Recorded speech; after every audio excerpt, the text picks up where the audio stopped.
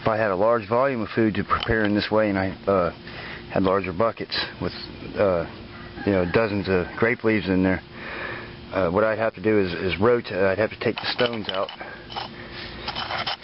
You'd have to unpack the stones and rotate the food inside, and then repack the stones on it to make sure that it all dries out evenly.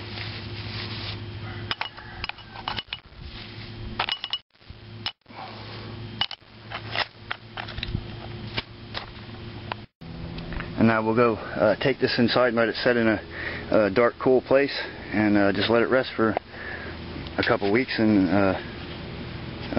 it'll be good to eat.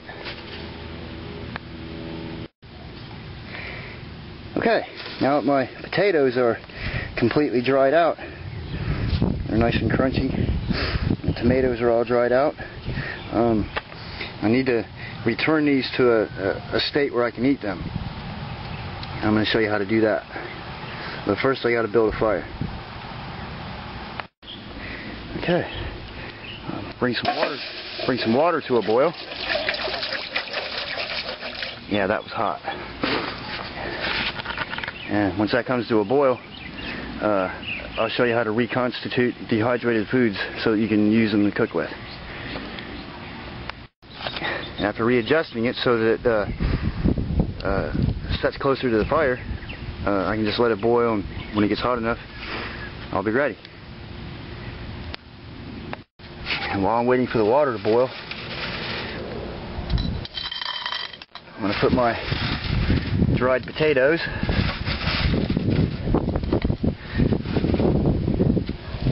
and my handful of tomatoes in this little stew pot right here. And I got a lid for it. So when that's ready, I can reconstitute my food. Okay, you bring the water to a rolling boil and make sure it's sterilized and purified, and then it's ready to use.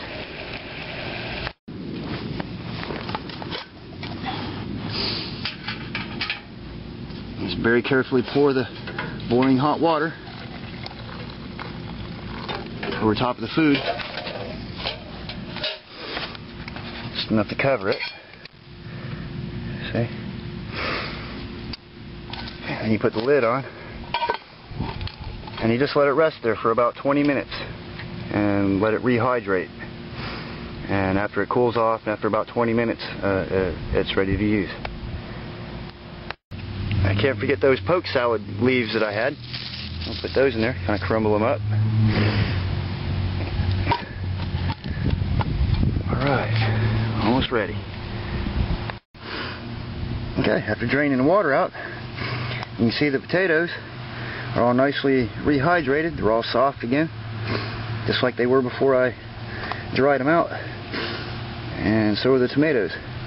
They're nice and soft again, ready to eat. I can go ahead and eat this just like this, or I can continue cooking it into a soup or just whatever I want. I can saute this and do anything I want with it. And that's how to rehydrate your dehydrated foods. Alright, I'm going to chop up some of this summer sausage right here.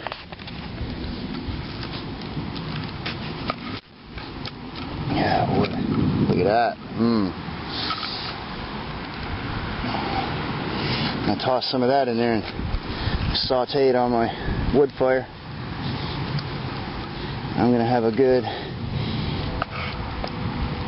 camp meal tonight.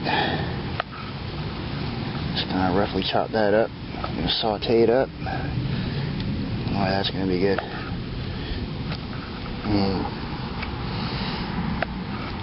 You know, these summer sausages like this make a perfect survival food to carry with you, because it's a preserved meat.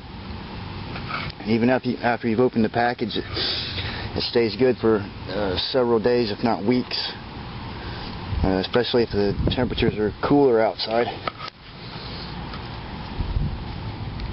So it just makes perfect sense to carry something like this in your backpack.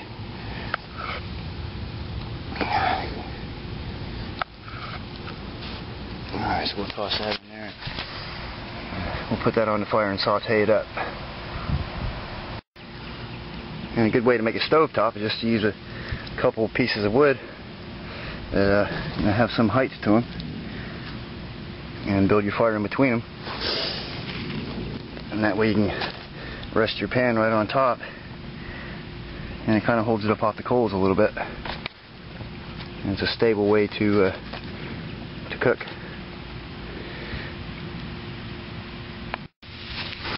Alright, and here it's starting to sizzle up.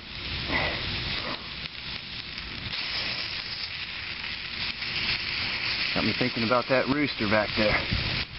And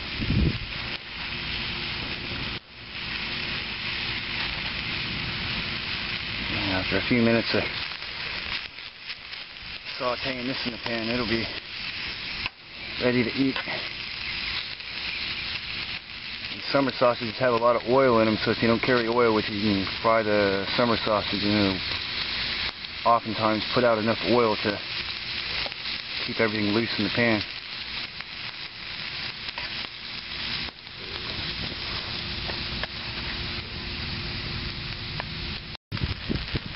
See, I'm just cooking on a thick pile of sticks, and the fire's kind of going slow, a little choky.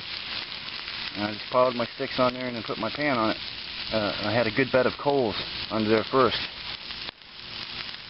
so the fire's just trying to catch back up. By the time the fire gets too hot, my food will be cooked, so I won't really risk burning anything.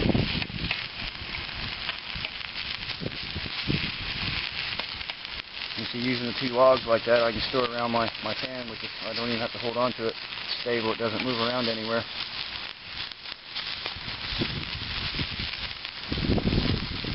Yum.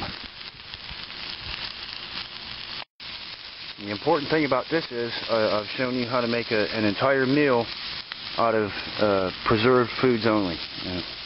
Nothing fresh, all preserved foods. And you get a complete meal that's extremely tasty.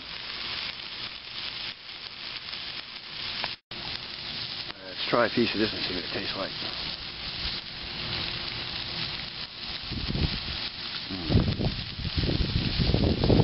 That's good.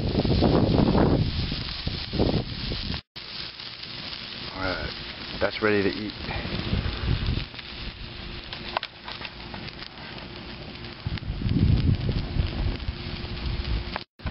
A lot of times I use my knife to eat with, but today I'm going to use these chopsticks. See?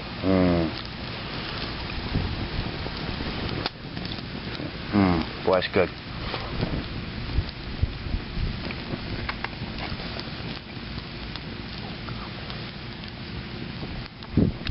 Yeah, the pokeweed greens are kind of like spinach.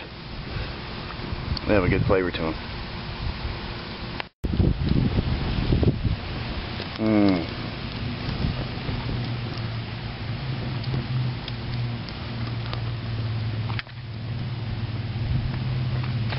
Now that's a good wilderness meal.